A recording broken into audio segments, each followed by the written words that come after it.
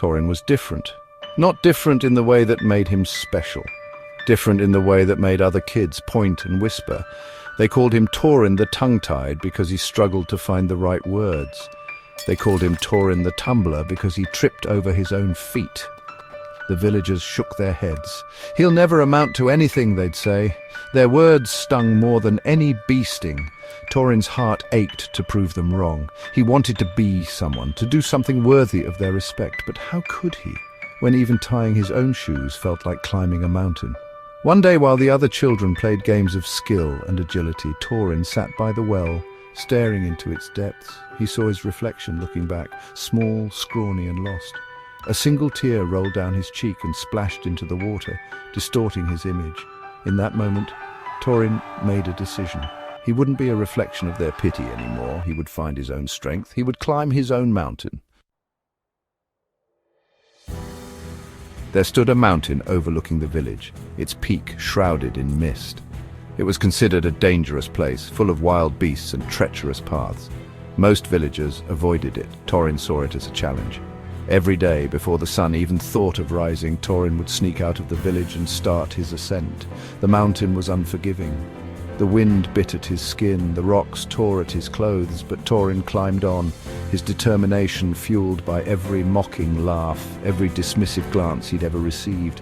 He started small, conquering each outcropping, each bend in the path as a victory. He learned to read the mountain's moods, to predict the shifting winds and the falling rocks.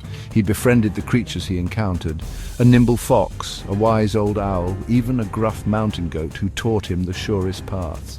Years passed. The villagers forgot about the scrawny boy who used to stumble through their streets. They were too busy with their own lives, their own worries. They never noticed the lone figure silhouetted against the rising sun, growing stronger with each passing day.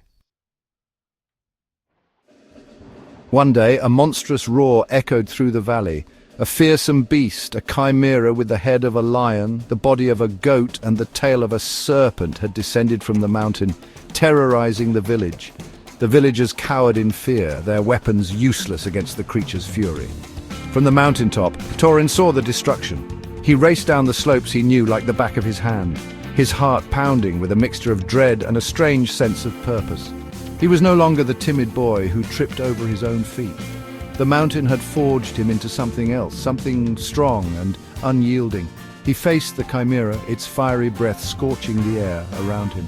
The villagers watched in disbelief as the boy they had once ridiculed stood his ground. He moved with a speed and grace they never thought possible, dodging the creature's attacks with ease. The battle raged, but Torin had learned from the best. He used the chimera's own strength against it, outsmarting it, tiring it until, with a final mighty blow, he brought the beast crashing down. The silence that followed was deafening. Then, cheers erupted from the villagers. They looked at Torin with newfound respect, their eyes wide with awe. He had saved them. He was their hero. News of Torin's bravery spread throughout the land. People flocked from far and wide to see the boy who had conquered the chimera. But Torin remained unchanged. He was still the quiet, humble boy, forever shaped by the mountain that had been his teacher, his sanctuary. The king, old and weary, had been watching Torin. He saw in him the qualities of a true leader, courage, humility, and an unwavering spirit. And so when the time came, the king stepped down, naming Torin as his heir. Torin accepted the crown with a heavy heart, remembering the boy who had sat by the well, yearning for respect.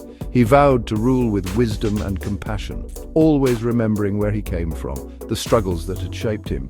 The villagers who had once mocked him now cheered his name. They had learned a valuable lesson. True strength, they realized, came not from physical prowess alone, but from the unwavering spirit, the will to overcome, and the courage to climb your own mountains, no matter how high or how daunting they may seem. And sometimes the greatest heroes are born from the ashes of ridicule, their spirits forged in the fires of adversity.